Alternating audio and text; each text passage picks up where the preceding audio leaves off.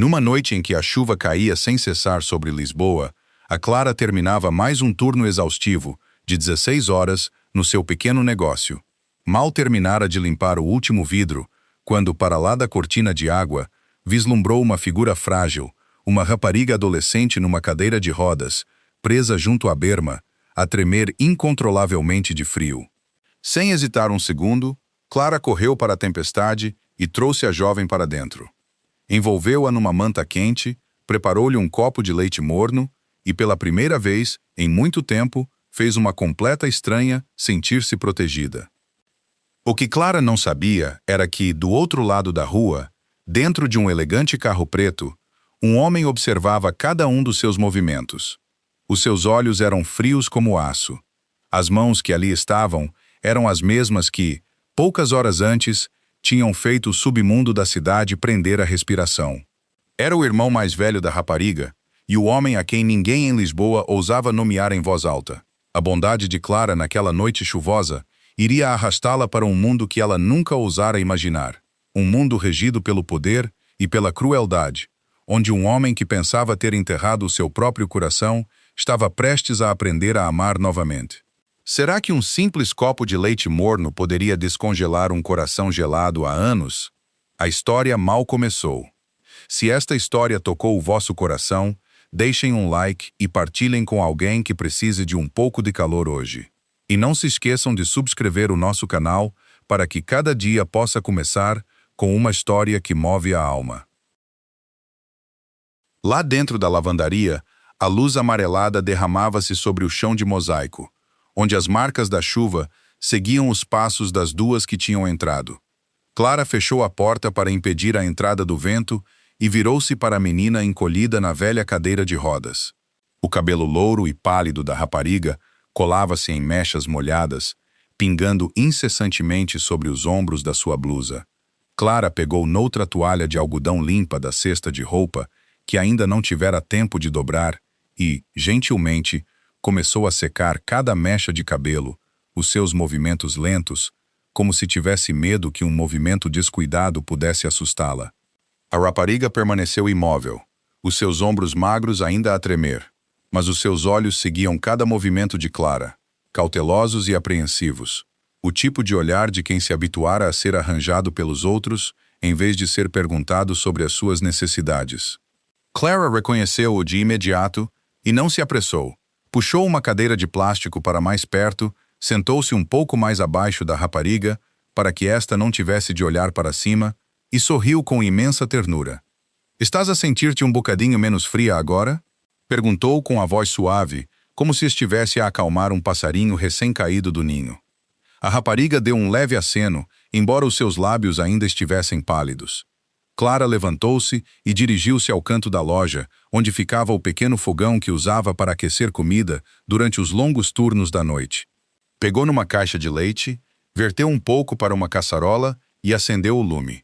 O cheiro do leite a aquecer espalhou-se lentamente pela sala, misturando-se com o vapor no ar, aliviando parte do frio úmido que ainda se agarrava à pele.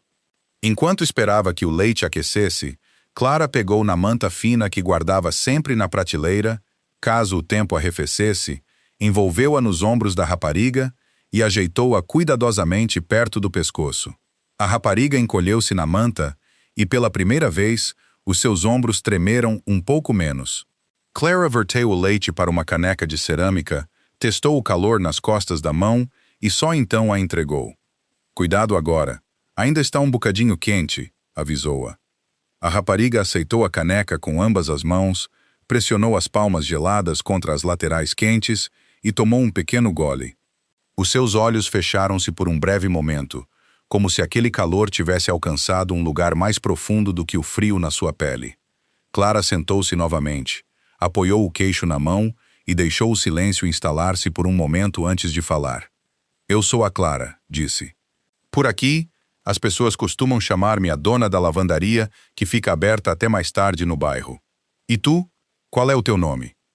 A rapariga hesitou. Os seus dedos apertaram ligeiramente a caneca e respondeu numa voz fraca: "O meu nome é Sofia." Clara assentiu, repetindo o nome como se quisesse gravá-lo na memória. "Sofia é um nome lindo. Não a pressionou com perguntas. Não exigiu saber por que é que uma adolescente numa cadeira de rodas estaria na rua no meio de uma chuva como aquela, mesmo que 100 perguntas estivessem a surgir no seu próprio coração. Perguntou apenas coisas pequenas. Passas muitas vezes por este bairro? Preferes leite morno ou chocolate quente? Estavas com muito frio aí fora em toda essa chuva? Cada pergunta era como um degrau que Clara descia com muita delicadeza para que Sofia pudesse descer sozinha, sem sentir medo. Pouco a pouco, os ombros da rapariga relaxaram ligeiramente e o olhar apreensivo nos seus olhos suavizou. Numa voz entrecortada e irregular, contou a Clara que tinha estado numa aula de desenho à tarde. E depois, quis fazer um pequeno trajeto sozinha para se habituar. Mas a chuva tinha começado a cair subitamente. Uma roda ficou presa na sarjeta e o seu telemóvel ficou sem bateria sem que ela se apercebesse. Clara ouviu sem culpar ninguém, apenas assentindo com simpatia. Então, aconteceu-te encontrar o céu num dos seus dias de mau humor, diz. Ainda bem que estavas mesmo em frente à minha loja. Enquanto conversavam, Clara notou que Sofia ainda apertava algo contra o peito, embrulhado no seu casaco molhado. Era um caderno de esboços de capa dura, com as bordas gastas, os cantos da capa a curvarem-se com a umidade.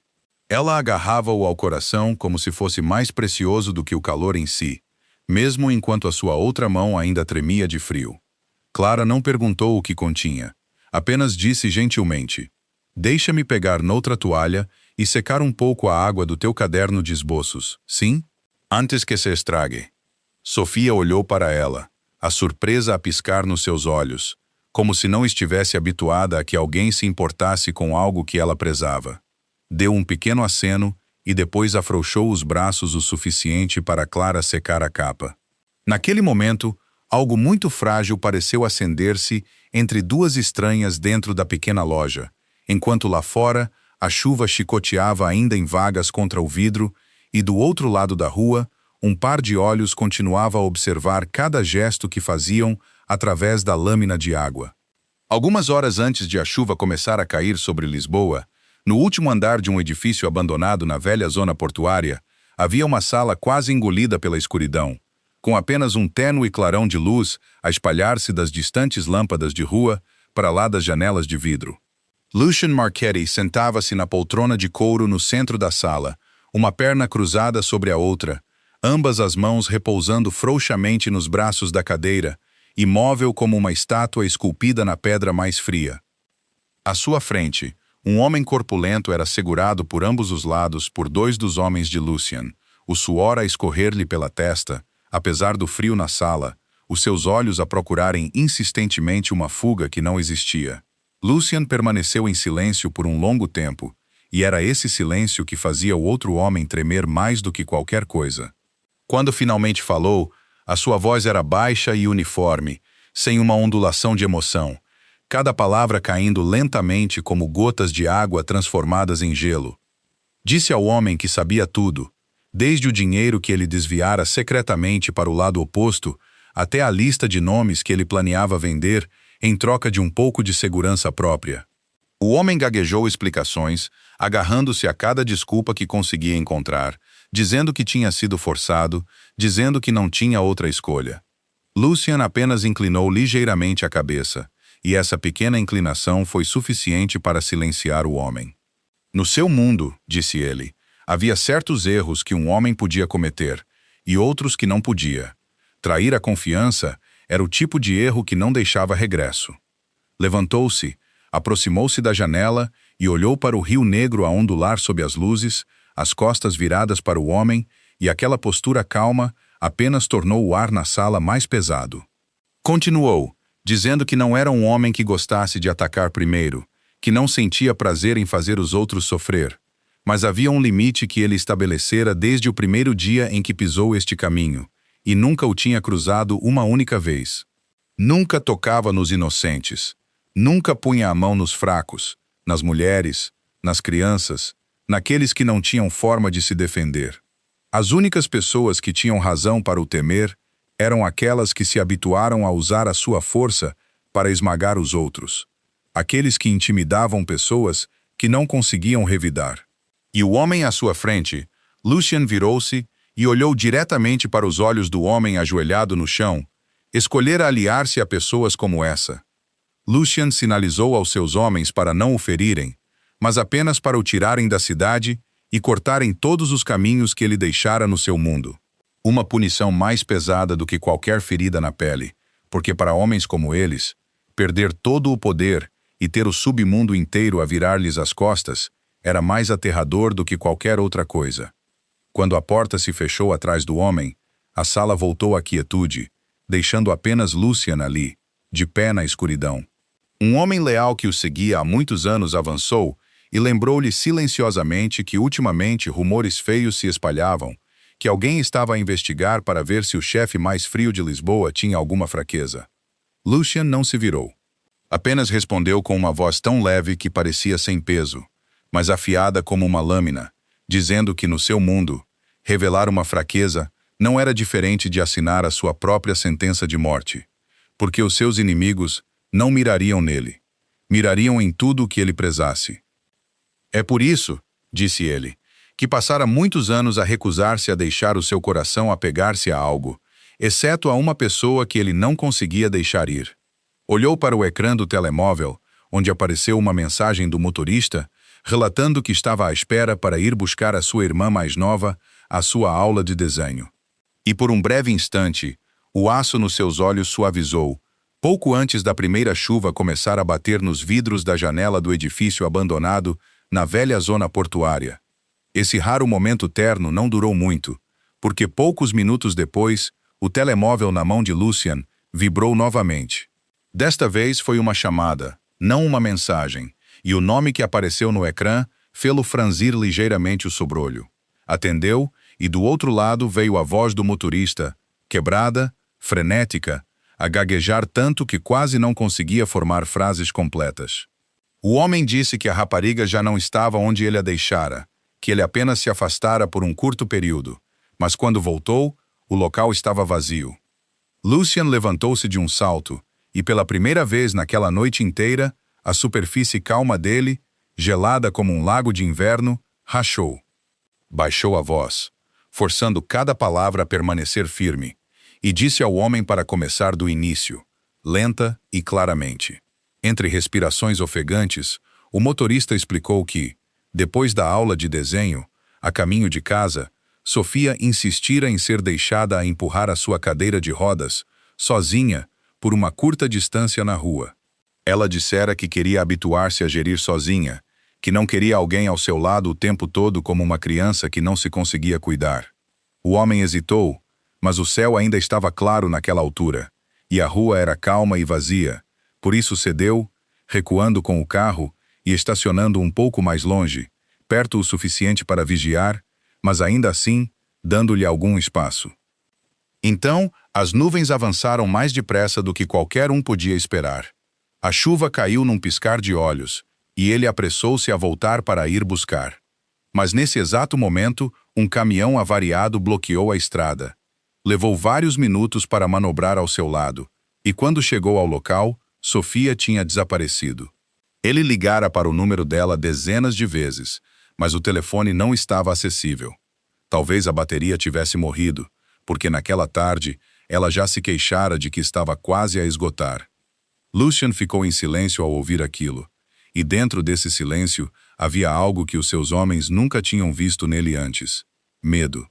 O homem cujo nome fazia o submundo inteiro da cidade prender a respiração, o homem que momentos antes decidira friamente o destino de outro homem com uma simples inclinação da cabeça, estava agora no meio da sala escura com o telemóvel apertado na mão e, pela primeira vez, sentiu-se impotente. Não interrompeu o motorista com a fúria que o homem tremia à espera. Apenas disse, com a voz rouca, que o homem ficasse exatamente onde estava e que ele resolveria tudo. Então desligou a chamada e começou a mover-se com a velocidade e precisão de um homem habituado a gerir uma rede secreta inteira. Fez uma chamada após outra, ordenando às suas pessoas que se espalhassem por todas as ruas da área onde ela desaparecera. Exigiu que verificassem todas as câmaras de vigilância, todas as lojas que ainda tivessem as luzes acesas, todos os cantos sombreados onde uma cadeira de rodas pudesse ter ficado presa. No mundo de Lucian, ele tinha olhos em todo o lado. Cada beco, cada cruzamento, cada diner de madrugada, tinha alguém cujo rosto ele conhecia. E todo o poder que passara tantos anos a construir foi agora canalizado para um único propósito: encontrar a sua irmã mais nova. Pegou no casaco apressadamente, desceu as escadas e correu para o carro preto que esperava sob a chuva, que caía cada vez mais forte a cada minuto que passava. Quando se sentou ao volante, apanhou o leve reflexo de si mesmo no vidro riscado pela água e, naquele momento, reconheceu uma verdade nua e crua.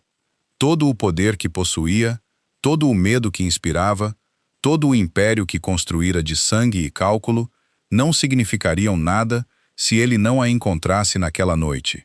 Acionou o motor, e o carro arrancou pela névoa branca da chuva, levando um irmão a correr contra cada minuto que passava, procurando todas as estradas encharcadas de Lisboa, pelo único bem que ainda podia fazer o seu coração endurecido tremer de medo. Enquanto lá fora, um irmão procurava por todas as ruas. Dentro da lavandaria quente, Sofia terminara quase a sua caneca de leite, e um leve toque de rosa começava a voltar às suas bochechas pálidas. Clara puxou a cadeira um pouco para mais perto, observando a rapariga silenciosamente, e percebeu que por baixo daquela casca apreensiva havia uma tristeza mais profunda do que o frio da noite chuvosa, uma tristeza que não pertencia a alguém da sua idade. Não a pressionou por respostas. Apenas deixou cair uma frase gentil entre elas, dizendo que às vezes era mais fácil falar num quarto quente com um estranho do que com as pessoas que conhecíamos, porque os estranhos não nos julgavam. Sofia olhou para ela, os olhos a brilhar sob a luz amarela, e como se aquelas palavras tivessem tocado uma porta que ela mantivera fechada por muito tempo, começou a falar. No início, hesitou. Depois as palavras simplesmente começaram a jorrar. Contou a Clara que houve um tempo em que ela também corria e brincava como as outras crianças, quando tinha um lar cheio de risos, com um pai e uma mãe, até a noite fatídica em que toda a sua família estava no mesmo carro a regressar de umas férias. Não contou os detalhes. Apenas disse que depois daquela noite, ela acordou no hospital e soube que os seus pais se tinham ido embora e que as suas pernas nunca mais andariam como antes. A sua voz afundou-se mais, as mãos apertando a borda da manta ao dizer que a partir de então, tudo na sua vida mudara. E a parte mais difícil não foi a cadeira de rodas. Foi a sensação de que se tornara um fardo. Disse que o seu irmão mais velho carregara tudo, que cuidara dela tão completamente que nada lhe faltava, com cuidadores, médicos particulares e motoristas para a levar onde precisasse. Mas aquele cuidado, por vezes, fazia-a sentir-se como se não conseguisse respirar, porque se sentia mais como uma posse preciosa que tinha de ser guardada do que como um ser humano a quem era permitido viver. Ele está tão ocupado, disse suavemente. Há sempre algo importante, e eu sei que ele me ama à sua maneira, mas já passou tanto tempo desde que alguém me perguntou o que eu realmente queria. Ninguém me pergunta como me sinto. Todos decidem por mim, e depois dizem-me que é para o meu bem. Baixou a cabeça e sussurrou que às vezes se perguntava se o mundo seria mais leve sem alguém como ela. Alguém que nem sequer conseguia percorrer uma curta distância sozinha. Alguém cuja existência apenas fazia outras pessoas preocuparem-se e sofrerem. Ouvindo aquilo, Clara sentiu como se algo se fechasse à volta do seu coração, porque entendia melhor do que ninguém a sensação de ser desnecessária na própria vida. Não se apressou a argumentar com um conforto vazio. Apenas se ajoelhou ao lado da cadeira de rodas, até os seus olhos ficarem ao nível dos de Sofia. Colocou a sua mão quente sobre as mãos frias da rapariga e disse com uma voz firme, mas terna, que Sofia não era um fardo para ninguém. Que precisar de ajuda nunca tornara uma pessoa desnecessária, porque se assim fosse, ninguém neste mundo mereceria viver, já que todos, mais cedo ou mais tarde, precisavam de uma mão que se estendesse a eles. Sofia olhou para cima, os seus olhos vermelhos de lágrimas, e Clara fez-lhe uma pergunta que talvez ninguém fizesse há muito tempo. Perguntou-se se ninguém arranjasse nada para ela agora, se ela pudesse escolher o que quisesse, o que ela mais gostaria neste mundo. A pergunta deixou Sofia chocada, os lábios a tremer, como se nem ela própria tivesse ousado pensar na resposta. Ficou em silêncio por um longo tempo.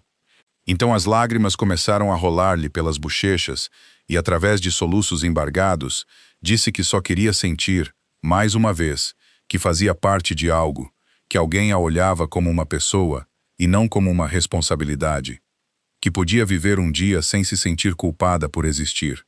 Clara não disse mais nada. Apenas a abraçou com os braços, apertando-a com força, como se quisesse derramar todo o seu calor nela. E dentro da pequena lavandaria, no meio de uma noite chuvosa em Lisboa, duas pessoas que carregavam feridas diferentes apoiaram-se uma na outra em silêncio, enquanto lá fora a chuva continuava a cair sem fim. Aquele abraço quente tinha acabado de acalmar Sofia quando lá fora, através da cortina de chuva, os faróis de um carro preto iluminaram diretamente a janela da lavandaria. E poucos segundos depois, a porta foi empurrada com tanta força que o sino do vento pendurado na moldura tilintou descontroladamente. Lucien Marchetti entrou, encharcado, o cabelo colado pela chuva, mas não havia nada de enfraquecido nele. Pelo contrário, carregava uma espécie de pressão que parecia fazer toda a sala afundar-se. Os seus olhos cinzentos varreram a sala uma vez e fixaram-se instantaneamente na visão de Clara ajoelhada perto da sua irmã. E naquele momento, todo o medo que estivera comprimido dentro dele durante horas transformou-se subitamente numa fúria fria. Caminhou para a frente, a voz baixa e afiada, ao perguntar quem era aquela mulher e o que ela estava a fazer com a sua irmã. Clara sobressaltou-se e levantou-se de um salto.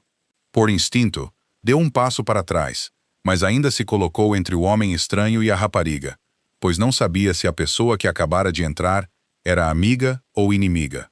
Lucien não lhe deu tempo para explicar. Deu um passo mais perto, baixando a voz para um aviso pesado de ameaça, dizendo que passara horas a procurar por toda a cidade. E se descobrisse que ela tinha feito algum mal a Sofia, ela arrepender-se-ia pelo resto da vida. Aquelas palavras carregavam o peso de um homem habituado a ser obedecido, um homem que só precisava de levantar uma sobrancelha para fazer os outros tremer. E Clara sentiu o frio a correr-lhe claramente pela espinha. Mas em vez de baixar a cabeça e ceder, levantou o rosto e olhou diretamente para os seus olhos ardentes. E com uma voz que tremia, mas não recuava, respondeu que não sabia quem ele era, e que não precisava de saber quão poderoso ele poderia ser. Tudo o que ela sabia era que poucas horas antes tinha visto uma rapariga numa cadeira de rodas a tremer lá fora na chuva fria, e fizera o que qualquer ser humano decente faria. Tinha-a levado para um lugar quente, dado-lhe algo quente para beber, e ficara com ela para que não tivesse medo sozinha. Clara continuou, a voz a quebrar de emoção, dizendo que se ele realmente se importava com aquela rapariga, então a primeira coisa que deveria ter dito ao entrar era perguntar se ela estava bem, não ameaçar a pessoa que a acolhera. A frase atingiu Lucien como uma bofetada invisível. Ele imobilizou-se, a sua raiva a congelar a meio do caminho. E naquele exato momento, um pequeno som ressoou, cortando a tensão que crescia na sala. Era a voz de Sofia. Ela tinha aproximado a sua cadeira de rodas e, ao olhar para o seu irmão ali encharcado porque ele a procurara por toda a cidade, depois olhou para a mulher gentil que a tinha acabado de proteger, algo se abriu no seu pequeno peito e ela começou a rir. Era uma risada clara misturada com lágrimas, e disse-lhe que ele não precisava de ser tão feroz porque Clara era uma boa pessoa, e ela a salvara. No momento em que Sofia riu, Lucien ficou congelado no lugar porque não conseguia lembrar-se da última vez que vira a sua irmã sorrir assim. Um sorriso que não era forçado, que não era educadamente arranjado para os outros, mas que vinha verdadeiramente da alegria dentro do seu coração. O tipo de sorriso que ele pensara ter desaparecido para sempre do seu rosto desde o dia em que a desgraça caiu sobre a sua família. Ficou ali parado, as duas mãos que outrora faziam tremer o submundo inteiro, agora penduradas impotentes ao seu lado. Os seus olhos cinzentos vacilaram por um breve instante, e nesse curto momento, a armadura fria que usara à volta de si durante tantos anos rachou subitamente, revelando um homem atordoado ao perceber que o que procurara toda a noite não era apenas uma rapariga desaparecida, mas também algo que perdera há muito tempo, sem nunca o saber. Naquela noite, Lucian levou a sua irmã de volta para a vasta mansão na colina, com vista para a baía. E antes de sair da lavandaria, ficou em silêncio em frente a Clara por um momento, querendo dizer algo, mas no final, tudo o que conseguiu foi um breve e um tanto desajeitado obrigado, porque aquela era uma linguagem que ele há muito tempo não sabia usar.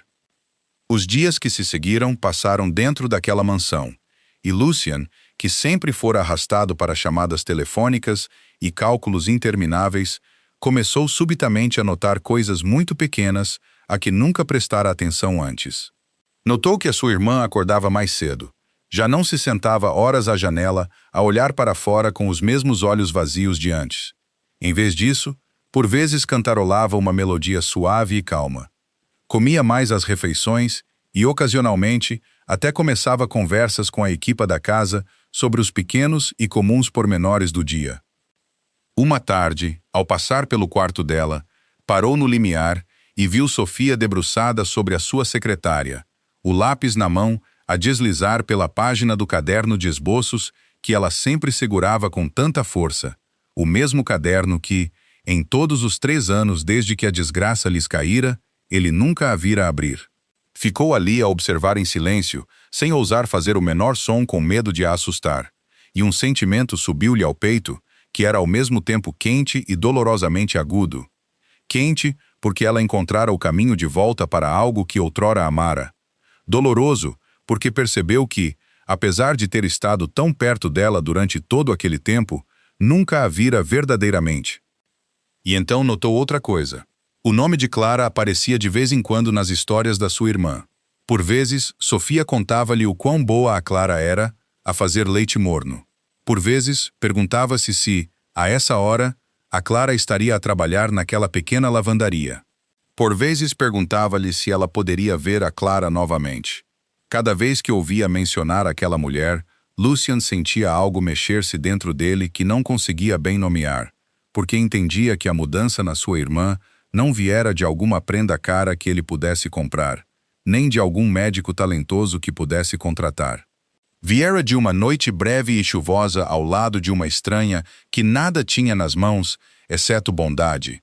Aquilo deixou-o inquieto, porque toda a sua vida estivera habituado a acreditar que cada problema neste mundo podia ser resolvido com poder e dinheiro. Que enquanto ele fosse forte o suficiente e rico o suficiente, poderia proteger tudo o que prezava. E, no entanto, aquela pobre mulher na lavandaria fizera a única coisa que todo o seu poder e riqueza não tinham conseguido fazer durante 3 longos anos. Fizeram a sua irmã sorrir novamente e pegar num lápis mais uma vez. Começou a perguntar-se quem era aquela mulher verdadeiramente. Por que alguém que não os conhecia de todo estaria disposta a correr para a chuva fria e acolher uma criança estranha sem esperar nada em troca? E aquela bondade incondicional, algo tão raro que quase não existia no submundo calculista onde vivera tanto tempo, deixou-o ainda mais curioso e inquieto. Finalmente, depois de muitas noites sem dormir, decidiu que precisava de a compreender melhor. Não com a suspeita que carregara naquela primeira noite quando irrompeu na lavandaria, mas com um sentimento que nunca se permitira ter, uma preocupação sincera. E talvez tenha sido a primeira vez em muitos anos que o coração gelado de Lucian Marchetti se mexeu suavemente, querendo mover-se em direção a outro ser humano. Enquanto isso, na mansão na colina, um homem estava acordado com pensamentos dela. A vida de Clara Bennett continuava a avançar com o mesmo fardo pesado que sempre carregara, porque a bondade que dera naquela noite chuvosa não aliviara um único peso dos seus ombros magros. Todas as manhãs, antes que o céu clareasse totalmente, ela tinha de acordar no apartamento apertado no 3º andar de um velho prédio de aluguer, onde os canos de água gemiam e chocalhavam todas as noites, e o calor era sempre um luxo. A primeira coisa que fazia todos os dias era debruçar-se ao lado da pequena cama para verificar a respiração do seu filho, o pequeno Noah, um rapaz de apenas 4 anos, com olhos redondos e arregalados, e um sorriso que podia fazer todo o seu cansaço derreter. Noah sofria de asma desde muito jovem, e sempre que o tempo arrefecia ou a umidade subia, Clara vivia em constante medo de que um episódio de falta de ar pudesse sobrevir-lhe a qualquer momento. Por isso, tinha sempre de manter a medicação e um inalador prontos em casa, mesmo que o seu custo engolisse quase sempre a pequena quantia de dinheiro que conseguira poupar. Só esse fardo teria sido suficiente para desgastar qualquer mãe, mas não era o único fardo que a oprimia. Há alguns anos, o marido em quem outrora confiara saíra silenciosamente na estação mais difícil das suas vidas, deixando-a não só com uma criança pequena, mas também com uma montanha de dívidas que ele contraíra e depois lavara as mãos. A partir desse dia, Clara carregara sozinha uma dívida que não criara, trabalhando até a exaustão em turno após turno, esperando pagá-la pouco a pouco, embora o dia em que finalmente diminuiria ainda parecesse longe. É por isso que tinha de fazer aqueles longos e intermináveis turnos noturnos na lavandaria, trocando o seu sono e a sua saúde por um pouco mais de dinheiro para manter as coisas a funcionar, deixando Noah com uma vizinha simpática para o vigiar sempre que tinha de trabalhar até tarde. E como se tudo isso ainda não fosse suficiente, havia uma terceira sombra sempre a rondar a sua já instável vida. O senhorio chamado Garrett Cole, um homem que não só era dono do prédio, mas também detinha nas suas mãos a dívida que ela estava a pagar em prestações. Garrett não era um homem decente. Estava habituado a usar a vantagem do dinheiro para pressionar inquilinos pobres, e com Clara, uma mãe solteira sem ninguém poderoso por trás dela, ele pressionava ainda mais. Muitas vezes batia à sua porta nas piores alturas, proferindo palavras que eram meio zombadoras e meio ameaçadoras. Por vezes lembrava-a suavemente do dinheiro que ela ainda devia. Por vezes insinuava que uma mãe solteira endividada como ela não tinha direito a criar bem um filho.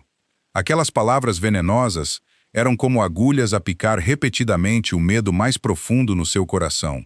Cada vez, Clara só conseguia cerrar os dentes e suportar, tentando manter a voz calma e as costas direitas, porque entendia que não tinha força suficiente para lutar contra um homem que detinha tanto o teto que a abrigava a ela e ao seu filho da chuva e do sol, como a dívida que pairava sobre a sua cabeça. À noite, depois de ter acalmado Noah para dormir e de ter terminado tudo o que precisava de ser feito, sentava-se muitas vezes em silêncio à mesa antiga na pequena cozinha, a olhar para a pilha de contas e avisos de dívida empilhados uns sobre os outros, o coração pesado, a perguntar-se por quanto tempo mais conseguiria suportar tudo aquilo. E ainda assim, cada vez que se virava e olhava para o rosto sereno do filho a dormir, Clara sentia uma estranha força a acender-se dentro dela, o tipo de força que só as mães conhecem. Diziam-lhe que não importava quantas mais cargas a vida escolhesse empilhar sobre os seus ombros, ela não desabaria porque ainda tinha uma razão demasiado grande e preciosa para se deixar cair. O dia em que toda a pressão que se acumulava há tanto tempo finalmente explodiu, começou como qualquer dia comum.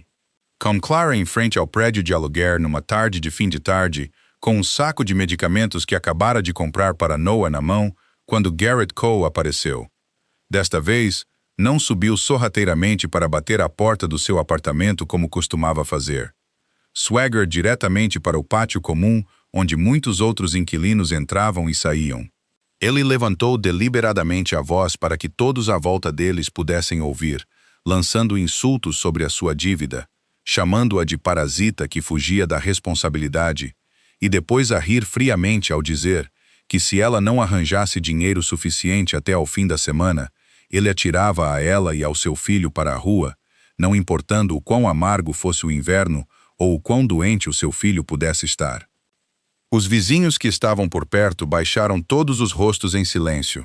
Nenhum deles ousou falar porque todos tinham medo que se desagradadossem dele, eles seriam as suas próximas vítimas.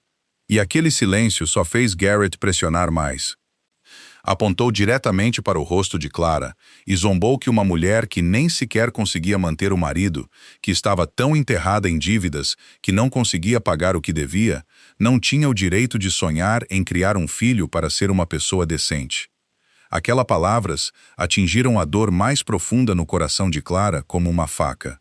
E desta vez, algo dentro dela subitamente abriu-se. Ela já não baixou a cabeça e suportou como fizera antes.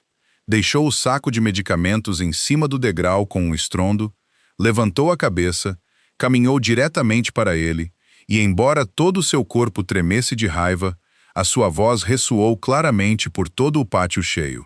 Disse que não fugia de nada, que trabalhara até a exaustão turno após turno para reembolsar lentamente uma dívida que nem sequer criara, e que podia ser pobre, podia estar endividada, mas nunca perdera o seu amor próprio da maneira como ele o fizera, pisando os outros apenas para satisfazer a sua própria arrogância. Continuou, os seus olhos não se desviando dos dele por um segundo, dizendo que ele podia tirar-lhe a casa, podia espremê-la até ao último cêntimo que tinha, mas havia uma coisa que ele nunca teria o direito de tocar, e essa era a dignidade de uma mãe a lutar com tudo o que tinha para proteger o seu filho. O seu filho, mesmo que tivesse de crescer com muito pouco, ainda seria ensinado a tornar-se um ser humano decente, algo que Garrett provavelmente nunca compreenderia em toda a sua vida. As suas palavras causaram um pequeno alvoroço na multidão à volta deles. Algumas pessoas começaram a levantar a cabeça para olhar, e o rosto de Garrett corou por um momento porque uma mulher que ele sempre olhara de lado ousara levantar-se e responder-lhe à frente de tantas pessoas. Mas a coragem de Clara, por mais poderosa que fosse, ainda era a coragem de alguém que não tinha nada nas mãos, exceto a retidão. Garrett, que estava habituado a usar dinheiro e autoridade para esmagar os outros, recuperou rapidamente a sua arrogância.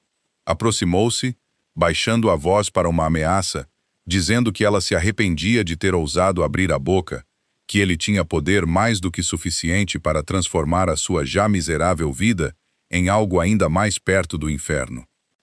Nesse exato momento tenso, enquanto Clara ainda estava de pé em frente a ele, embora começasse a sentir, bem no fundo, a impotência de alguém sem ninguém para defender, um reluzente carro preto deslizou lentamente e parou mesmo em frente ao portão do prédio de aluguer.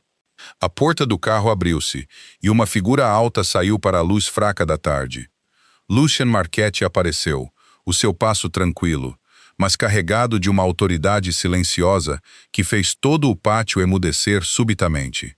Os seus olhos cinzentos varreram a cena à sua frente, pararam no rosto de Clara, ainda marcado pela indignação, depois passaram para o homem arrogante à sua frente, e num único instante, ele compreendeu exatamente o que estava a acontecer. Um sorriso muito tênue apareceu no canto da sua boca, o tipo de sorriso que avisava que o homem que fora tão agressivo momentos antes estava prestes a aprender o que significava encontrar a única pessoa que ele nunca deveria ter tocado. Lucien entrou no meio do pátio com passos tranquilos. Atrás dele, dois homens de ombros largos em fatos escuros pararam silenciosamente no portão. E essa presença sozinha foi suficiente para mudar o ar à volta deles, porque todos puderam sentir de imediato que o homem que chegara não era uma pessoa comum. No início, Garrett ainda manteve a sua expressão arrogante. Virou-se para o estranho e perguntou rudemente quem Lucien pensava que era para interferir nos seus negócios. Mas Lucien não se apressou a responder. Apenas deixou os seus olhos percorrerem lentamente o homem de cima a baixo, com a calma de quem observa algo que não vale a sua preocupação. Então, disse calmamente o seu nome, apenas a única palavra, Marchetti. No momento em que aquele nome de família deixou a sua boca, o rosto arrogante de Garrett visivelmente empalideceu porque em Lisboa, mesmo um homem como ele, que tinha o hábito de intimidar os fracos, ouvira rumores sobre aquela família, sobre o homem que detinha um submundo inteiro nas suas mãos, o homem a quem ninguém ousava nomear diretamente. E agora a figura aterradora daqueles rumores estava mesmo à sua frente. Lucien não precisou de levantar a voz. Não acenou com a mão, nem deixou cair uma única palavra vulgar. As suas armas eram a sua calma compostura e as coisas que sabia. Lentamente, contou a Garrett que já sabia todos os truques sujos que o homem usara para espremer inquilinos pobres, desde as taxas duvidosas que inventara sozinho, até as vezes que enviara pessoas para ameaçar famílias que já não podiam pagar. Tudo o que Garrett pensara ter feito na escuridão estava agora arrumado nas mãos de Lucien. Com cada frase que Lucien falava, o rosto de Garrett mudava outra tonalidade, de arrogância para confusão, depois de confusão para medo, porque entendia que perante um homem como aquele, o pequeno e patético poder com que se pavoneava há tanto tempo não era mais do que uma piada. Lucien aproximou-se, baixando a voz até ficar muito baixa, e aquela suavidade apenas tornou cada palavra mais arrepiante. Disse que, a partir daquele momento, toda a dívida que Clara carregava seria limpa, que Garrett nunca mais seria permitido aproximar-se dela ou do seu filho, e que se ele ousasse intimidar alguém naquele prédio mais uma vez, o pequeno império a que se agarrava tornar-se-ia fumo após uma única chamada de Lucien. Garrett, o homem que momentos antes se pavoneara, esmagando os outros à frente de uma multidão, agora tremia e gaguejava. Tentou salvar os últimos pedaços da sua dignidade, mas o medo já lhe quebrara a voz. No final, baixou a cabeça, murmurou desculpas e prometeu que nunca mais ousaria tocar em Clara ou no seu filho. Aquela postura encurvada e submissa contrastava completamente com a agressão que mostrara no início. E a multidão que assistia à cena só conseguia ficar ali em silêncio chocado. Depois de Garrett se ter afastado com as costas curvadas pelo terror, Lucien finalmente virou-se para Clara, e a frieza aterradora de momentos antes pareceu desvanecer-se, dando lugar a um olhar muito mais gentil.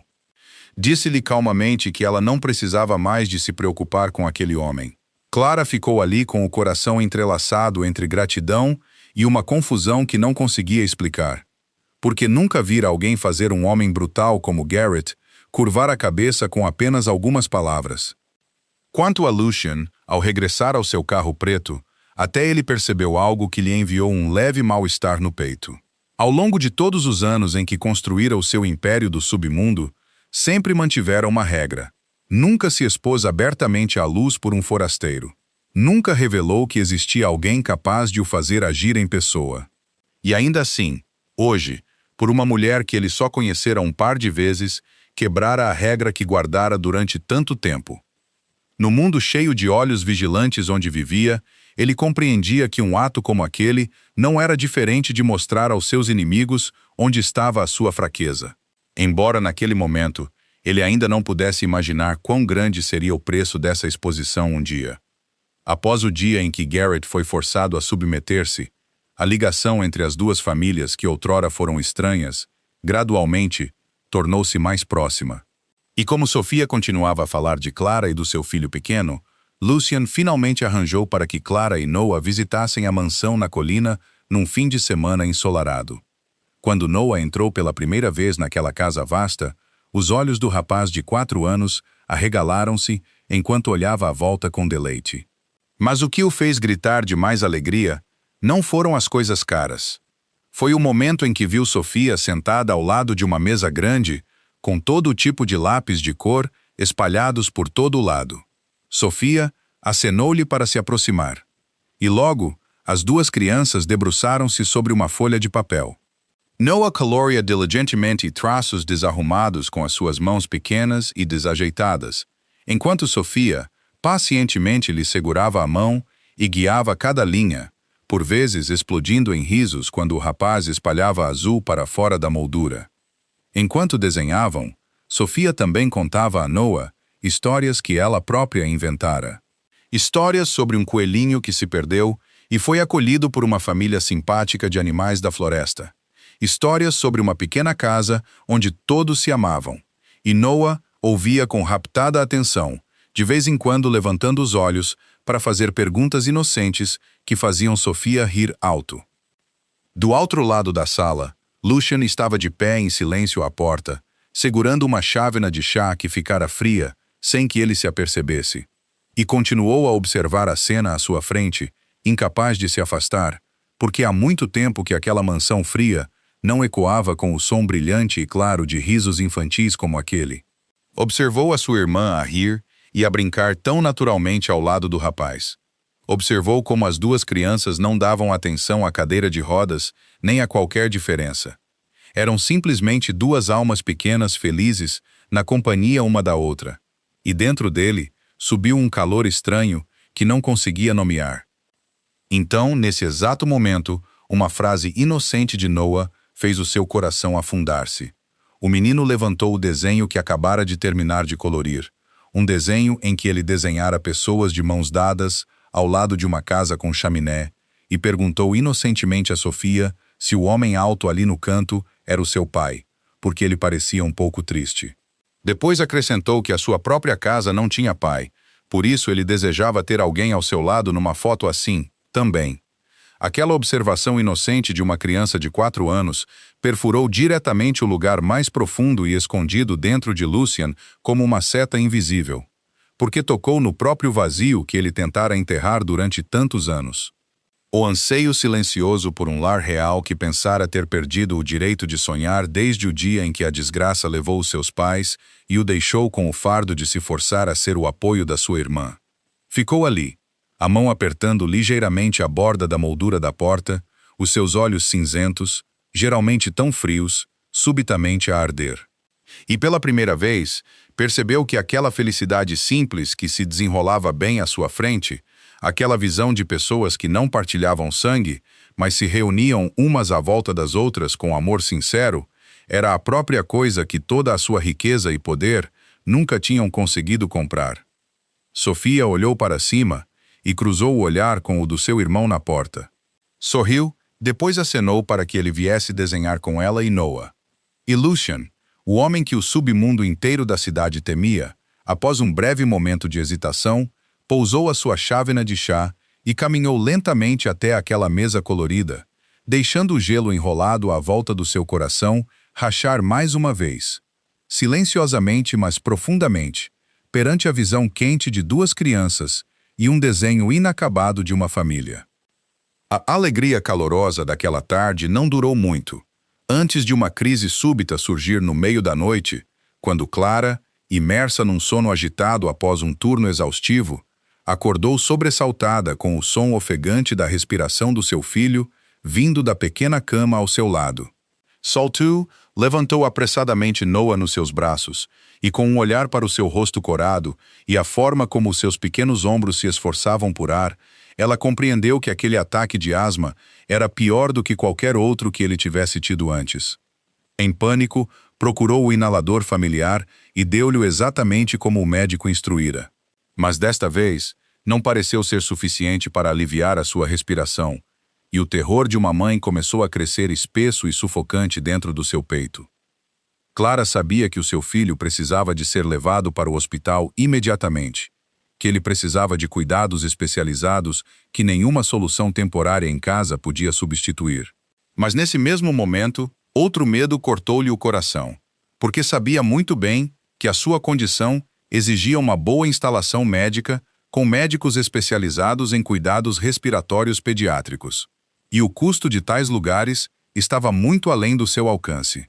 Enquanto o seguro escasso que ela tinha estava emaranhado em todos os tipos de procedimentos complicados que poderiam forçar o seu filho a esperar horas no meio de uma emergência. As suas mãos tremiam enquanto ela o segurava contra si. A sua mente girava entre o medo pela vida do seu filho e a impotência de uma mãe pobre que não tinha dinheiro suficiente. E naquele momento de desespero, ela lembrou-se subitamente do cartão de visita que Lucien lhe dera no dia anterior, juntamente com a sua instrução de que se algo acontecesse, ela deveria ligar-lhe a qualquer hora. Clara não era alguém habituada a pedir ajuda a ninguém, mas o seu amor pelo seu filho superou toda a hesitação. Com os dedos a tremer, discou o número.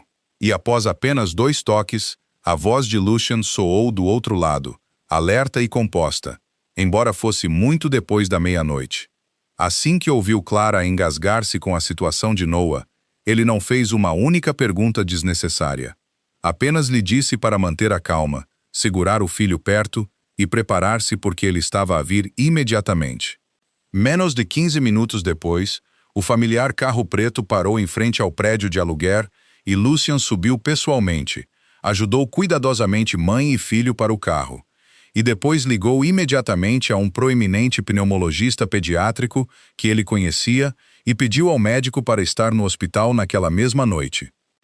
Todo o caminho para o hospital, ele conduziu rápido, mas firmemente, enquanto tranquilizava Clara com uma voz firme de que tudo ficaria bem, que ele já tinha tratado de tudo e que tudo o que ela precisava de fazer era ficar ao lado do seu filho e não ter medo.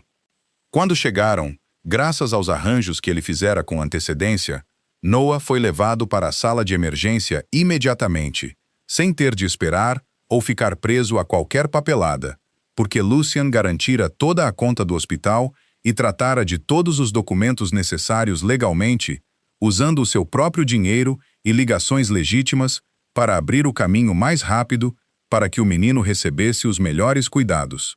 O médico especializado e a equipa dedicada de enfermeiros controlaram rapidamente a situação, e após um período de tempo que pareceu interminável para Clara, enquanto ela andava impotente do lado de fora, a porta da sala de emergência finalmente abriu-se com a boa notícia de que Noah estava fora de perigo e estava gradualmente a respirar normalmente novamente.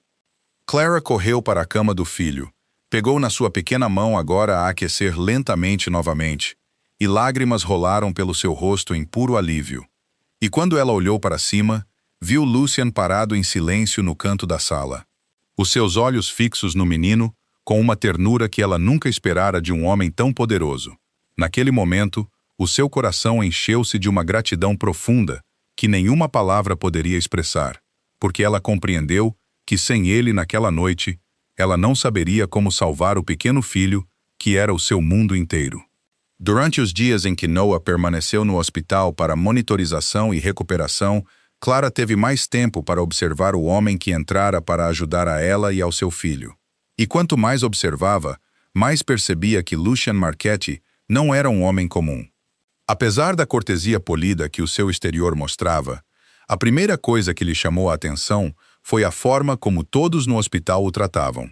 Desde os médicos habituados a serem respeitados, até a liderança de uma grande instalação médica inteira, todos mostravam um tipo de deferência incomum sempre que ele aparecia. Falavam baixinho, com um ar algo cauteloso, como se estivessem perante alguém que não ousavam ofender. Notou que com uma única chamada telefônica breve, coisas que pessoas comuns teriam de esperar semanas, emaranhadas em pilhas de papelada e procedimentos, eram resolvidas em questão de momentos. O melhor quarto privado foi arranjado, os medicamentos mais caros foram trazidos, e todos os obstáculos pareciam desaparecer automaticamente diante dele, como se nenhuma barreira pudesse existir para um homem como aquele. Então começou a notar os homens silenciosos que pareciam sempre aparecer em algum lugar perto dele. Homens grandes com olhos vigilantes que mantinham a varrer os seus arredores, parados à distância certa dele. Ela compreendeu que não eram amigos ou colegas comuns, mas sim protetores.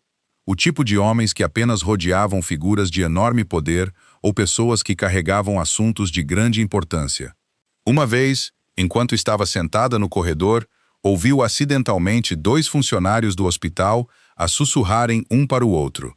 Mencionaram o nome Marchetti numa voz que carregava tanto respeito como medo. Um deles disse que era melhor nunca se envolver em nada relacionado com aquela família. O outro assentiu em concordância, depois mudou rapidamente de assunto quando alguém passou, e aquele breve fragmento de conversa manteve-se na mente de Clara por muito tempo depois. Começou a juntar todos os fragmentos que tinha testemunhado.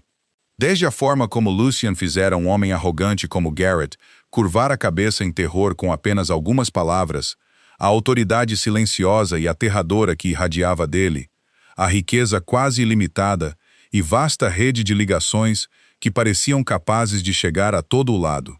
Lentamente, uma verdade vaga mas aterradora tomou forma na sua mente, que este homem devia estar envolvido em algum mundo fora da lei, um mundo de cálculos ocultos e forças sobre as quais as pessoas comuns como ela só ouviam falar em histórias assustadoras.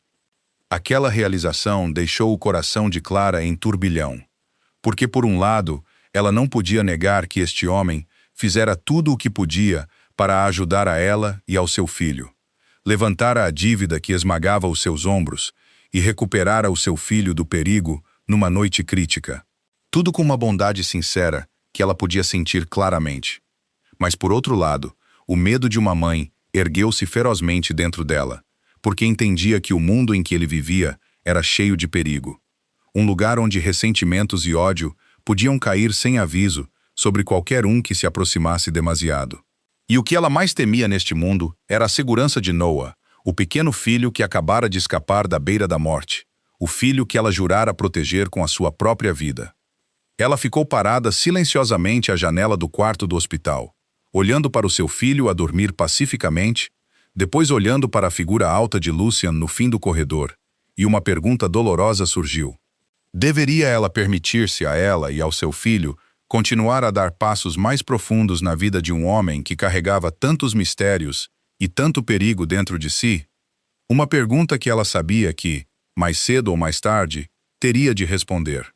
Talvez Lucian sentisse a cautela a crescer nos olhos de Clara cada vez que o olhava. Porque uma noite, depois de Noah ter adormecido profundamente no seu quarto de hospital, ele pediu-lhe que saísse para o corredor silencioso e conversassem por um momento. E ali, junto à janela com vista para a cidade, enquanto as suas luzes se acendiam, ele fez algo que talvez nunca tivesse feito com ninguém antes. Abriu o seu coração e contou-lhe sobre o seu passado. Disse que entendia o que ela tinha visto e que devia haver muitas perguntas no seu coração. Disse que não queria que ela tivesse medo ou que o entendesse mal quem ele era, por isso queria falar a verdade ele próprio, em vez de a deixar adivinhar. Contou-lhe que não nascera para se tornar o homem que era agora, que houve um tempo em que ele também fora um jovem comum com sonhos simples, até que a desgraça chegou sem aviso e levou tudo dele numa única noite, deixando-o ainda demasiado jovem para suportar a responsabilidade de uma irmã pequena que perdera ambas as pernas e as pessoas de quem dependia. Disse que naqueles dias mais sombrios, quando não tinha mais ninguém em quem se apoiar e teve de enfrentar tanto as dívidas como os homens à espera de devorar 2 irmãos órfãos, foi forçado a entrar naquele perigoso submundo, não porque ansiasse por poder ou dinheiro, mas por uma única razão: tornar-se forte o suficiente para proteger a sua irmã, para que ninguém pudesse mais magoar Sofia. Admitiu que o caminho que percorrera não fora limpo, que fizera coisas de que não se orgulhava, mas que sempre tentara manter um limite que nunca cruzaria, nunca prejudicar os inocentes e nunca tocar nos fracos, porque entendia melhor do que ninguém o que era sentir o mundo inteiro virar-lhe as costas quando já não tinha forma de se defender. Clara ouviu em silêncio chocado, e enquanto tentava arranjar todas as emoções emaranhadas no seu coração, Sofia, que estivera sentada em silêncio ali o tempo todo, rolou suavemente a sua cadeira de rodas para mais perto de Clara, segurando o caderno de esboços que ela sempre mantinha tão apertado. Olhou para Clara com olhos brilhantes, depois virou suavemente as páginas para que ela visse. E Clara percebeu que as primeiras páginas do caderno de esboços estavam preenchidas apenas com desenhos escuros e solitários. Uma menina sentada sozinha num quarto vazio. Uma pequena figura perdida num vasto espaço aberto. Cada linha embebida na tristeza de uma alma que outrora acreditara que não era mais do que um fardo desnecessário neste mundo. Mas quanto mais Sofia virava para as últimas páginas, mais os desenhos mudavam. As cores tornavam-se gradualmente mais brilhantes. E então Sofia parou na página mais recente, aquela que acabara de terminar. Quando Clara olhou para ela, sentiu o seu coração parar na garganta. Naquela folha de papel, Sofia desenhara a imagem de uma família. Havia um irmão mais velho sorrindo gentilmente, já não com aquela expressão fria. Havia a própria Sofia sentada na sua cadeira de rodas, mas o seu rosto irradiava felicidade. Havia uma mulher gentil que ela desenhara para se parecer exatamente com Clara. E ao lado dela, um menino pequeno a segurar a mão de todos. Todos eles estavam juntos em frente a uma casa quente sob um céu cheio de luz solar. E no topo da página, na caligrafia cuidadosa de uma menina, Sofia olhou para Clara, a sua voz a tremer, mas cheia de esperança, e sussurrou que era aquilo que sempre sonhara. Que desde a noite chuvosa em que conhecera Clara, fora a primeira vez em tantos anos que ela ousara desenhar uma família novamente, porque sentia que talvez um lar como aquele já não fosse algo demasiado distante para ela. Ouvindo aquelas palavras e olhando para aquele desenho cheio de amor, Clara já não conseguia conter-se. Lágrimas rolaram pelo seu rosto, e ela abriu os braços e puxou a rapariga para um abraço apertado, enquanto Lucian ficava ali a observar silenciosamente as duas pessoas que o seu coração mais prezava, os seus olhos cinzentos a desfocarem-se antes mesmo de ele se aperceber. Poucos dias depois, após Noah ter recebido alta do hospital e a sua saúde estar a recuperar gradualmente, a vida de Clara estabeleceu-se por um tempo numa rara pausa de calma, e ela usou esses dias tranquilos para pensar cuidadosamente em tudo o que acontecera. Numa tarde, sentou-se sozinha junto à janela do seu pequeno apartamento, observando a luz do sol do fim da tarde a espalhar-se dourada pelos telhados, bebendo calmamente um gole de chá quente, enquanto Noah estava absorvido a colorir o desenho que trouxera de volta da mansão no outro dia. O riso suave de uma criança, a fragrância tênue do chá e a quietude gentil daquela tarde aliviaram o seu coração por um momento, mas escondido sob aquela paz superficial estava uma luta que ainda não tinha fim. Por um lado, estava a razão de uma mãe que sempre colocava a segurança do seu filho acima de tudo. A parte dela que continuava a sussurrar um aviso de que ela deveria afastar-se daquele homem, que o mundo em que Lucien vivia era demasiado perigoso, que mesmo estar ligada a ele poderia colocar o seu pequeno filho em perigo, e que a escolha mais sensata e segura era retirar-se silenciosamente da vida dele antes que as coisas fossem demasiado longe. Mas do outro lado estava o seu coração, onde guardava tudo o que vira com os seus próprios olhos. Um homem com um nome temível, mas que estivera disposto a correr pela noite para salvar o seu filho. Um homem que silenciosamente aliviara algumas das dificuldades dela e de Noah, sem exigir nada em troca. Um homem que, por detrás daquela casca fria e gelada, carregava um coração profundamente ferido, mas que ainda não perdera o seu limite de decência. Pensou em Sofia, na rapariga que outrora acreditara ser um fardo desnecessário e que agora sabia sorrir e sonhar com um lar. Pensou na ternura nos olhos de Lucien, enquanto ele olhava para Noah a dormir, e pensou no desenho que Sofia fizera, aquele com a palavra família escrita nele, uma imagem que voltava incessantemente à sua mente e aquecia o seu coração cada vez que se lembrava. Clara compreendeu que se escolhesse fugir, poderia manter para si a vida segura e familiar que conhecera antes, mas também viraria para sempre as costas às pessoas que tinham amado sinceramente ela e o seu filho.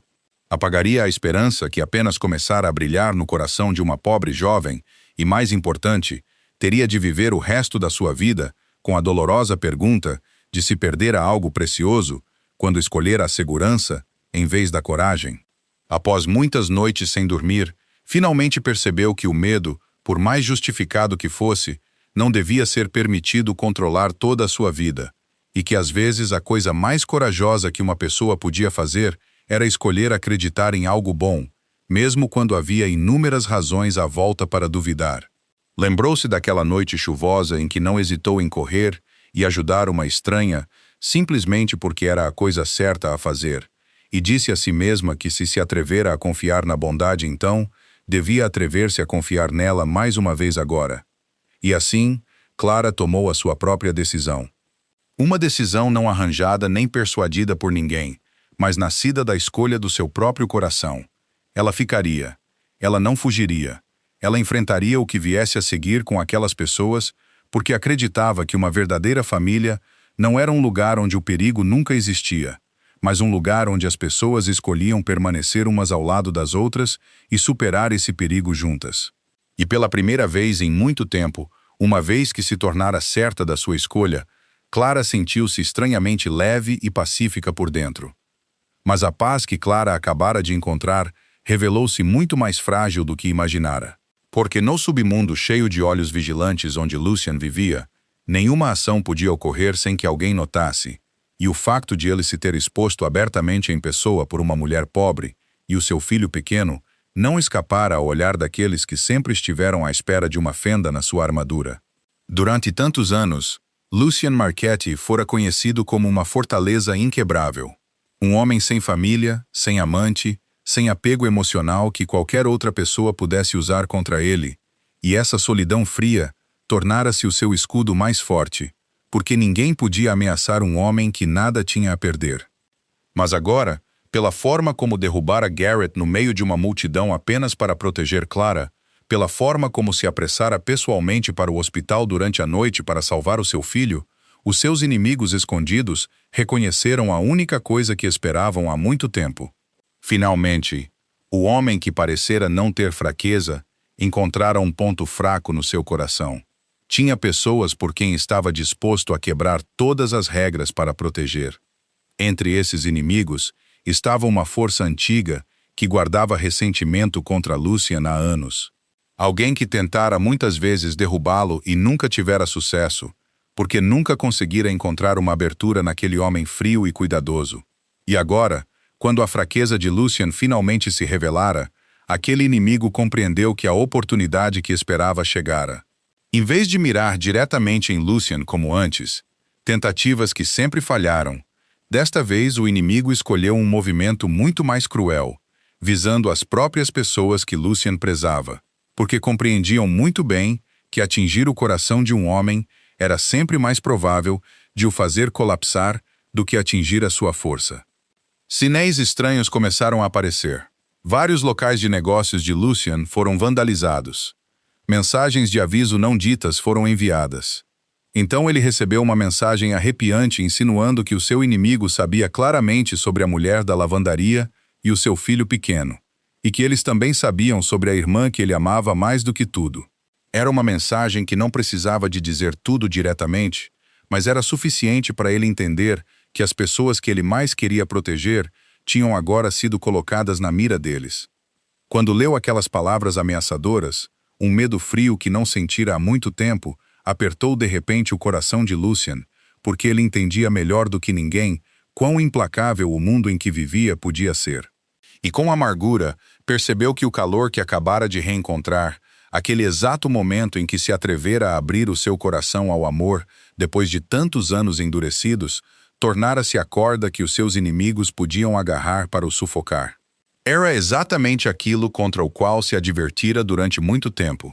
A regra cruel do submundo que ele conhecia de cor, que revelar uma fraqueza significava entregar ao inimigo a própria arma que o poderia destruir. No entanto, agora, quando seu coração já se afeiçoara àquelas pessoas, finalmente compreendeu o preço total do amor numa vida como a sua. Lucian ficou imóvel no seu escritório, ambas as mãos apoiadas na secretária, a cabeça curvada sob o peso de uma verdade brutal. Estava agora a enfrentar uma escolha que já não podia evitar. Ou continuava pelo caminho do poder que percorrera durante tantos anos, e aceitava que as pessoas que amava viveriam para sempre dentro de um círculo de perigo, ou teria de encontrar uma forma de as proteger completamente, não importando o preço que isso lhe exigisse. E sabia que o tempo que lhe restava para tomar essa decisão estava a esgotar-se a cada batida ansiosa do seu coração. Lucian sabia que não tinha muito tempo para hesitar. Por isso, a primeira coisa que fez foi ter a certeza absoluta da segurança das pessoas que amava antes de começar a lidar com a ameaça. Imediatamente mandou Sofia para um refúgio escondido, cuidadosamente guardado pelos seus homens mais leais, ao mesmo tempo que providenciava a Clara e ao pequeno Noah proteção noutro local seguro, um lugar onde o menino pudesse ainda brincar inocentemente, sem saber nada da tempestade que se avizinhava. Uma vez seguro de que nenhum deles poderia ser ferido, Lucian virou-se para enfrentar o seu inimigo, e compreendeu que se quisesse acabar com esta ameaça de uma vez por todas, não poderia simplesmente respondê-la com violência, como o submundo sempre operara. Se continuasse por esse caminho, nunca haveria fim. Um inimigo cairia, e outro surgiria no seu lugar, e as pessoas que Lucian amava teriam de viver para sempre num estado de medo. Tomou uma decisão que apenas alguns meses antes nunca teria ousado imaginar. Deixaria completamente para trás o mundo de poder que passara tantos anos a construir. Mas para o fazer totalmente, teria de pagar um preço inimaginavelmente alto. Silenciosamente, Lucian contactou as forças capazes de conter o seu inimigo. Concordou em entregar a maior parte do seu território, dos seus locais de negócios e das fontes ocultas de lucro que outrora controlara, usando essa vasta fortuna como peça de negociação, numa última negociação, em troca de segurança permanente para as pessoas que amava. O confronto final desenrolou-se com uma tensão arrebatadora dentro de um armazém abandonado perto do porto, onde Lucian entrou sozinho, para enfrentar o inimigo que assombrara a sua vida durante tanto tempo. Com a sua calma compostura e inteligência afiada, colocou sobre a mesa um acordo que o outro lado não podia recusar. Ele renderia tudo o que o tornara temido e poderoso em troca de uma promessa de que o seu inimigo o deixaria a ele e às pessoas que amava em paz e nunca mais as tocaria. Houve momentos em que a situação se tornou extremamente perigosa, quando a ganância do inimigo pairava na beira da traição. Mas Lucien antecipara tudo. Tivera preparadas as cartas de que precisava para se proteger e para forçar o outro lado a cumprir a sua palavra. E após uma batalha de nervos, o inimigo finalmente não teve escolha senão aceitar o acordo, porque para eles, tomar conta de tudo o que Lucien construíra era um preço demasiado grande para recusar. Quando saiu daquele armazém sob a primeira luz da aurora a subir no horizonte, Lucien Marchetti já não era o poderoso chefe que fazia o submundo inteiro da cidade tremer. Entregara tudo isso com as suas próprias mãos. Agora era apenas um homem comum, de mãos vazias. E ainda assim, estranhamente, nunca se sentira tão leve ou tão livre. E sabia claramente o que lhe dera coragem para largar um império inteiro. Era a fé que Clara depositara nele quando escolhera ficar ao seu lado em vez de fugir. Quando ela o olhou não como alguém assustador, mas como um ser humano digno de amor, ela mostrara-lhe que havia outra vida que valia a pena viver muito mais do que o mundo frio onde se mantivera aprisionado durante tanto tempo. Regressou ao lugar onde as pessoas que amava esperavam. E quando a porta se abriu, Sofia rolou a sua cadeira de rodas na sua direção e atirou-se para os braços do irmão através de lágrimas, enquanto Clara ficava ali, com os olhos cheios de preocupação e alegria. Lucien, o homem que acabara de trocar tudo para ganhar a sua liberdade, sorriu-lhes com uma paz que nunca conhecera antes, porque sabia que, embora já não tivesse poder ou riqueza nas mãos, ainda segurava o tesouro mais precioso que procurara toda a vida, uma família.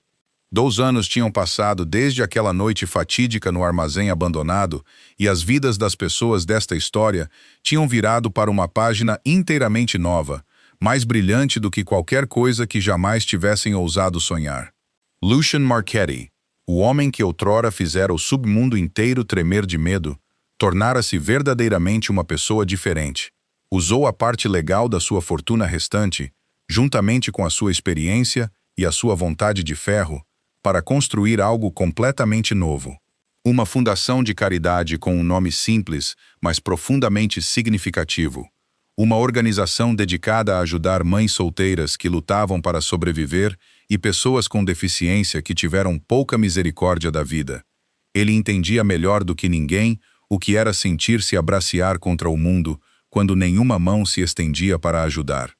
E também vira com seus próprios olhos como um pequeno ato de bondade numa noite chuvosa podia mudar o curso de uma vida humana. Por isso, queria espalhar essa bondade pela cidade para que ninguém tivesse de esperar sozinho no frio, sem uma única mão a estender-se para eles. A sua fundação ajudou centenas de mães solteiras a encontrar trabalho estável, ajudou crianças pobres a receber cuidados médicos e abriu aulas e programas de apoio criados especialmente para pessoas com deficiência, para que pudessem entrar na vida com confiança. E ao lado dele, em todo esse trabalho, estava Clara, a mulher que se tornara não só a parceira de vida que ele prezava, mas também a sua dedicada companheira, porque fora ela quem plantara a primeira semente de compaixão no seu coração.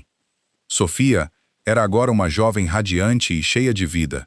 Seguiu a sua paixão pela pintura, e as imagens que criava já não eram as imagens solitárias e tristes do passado, mas estavam cheias das cores da esperança e do amor.